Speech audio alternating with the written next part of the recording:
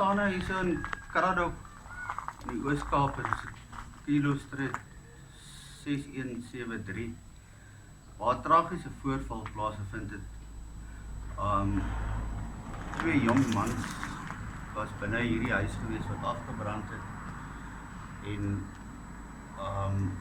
mense het gekom en het met petrolbomme gegooi na bewering.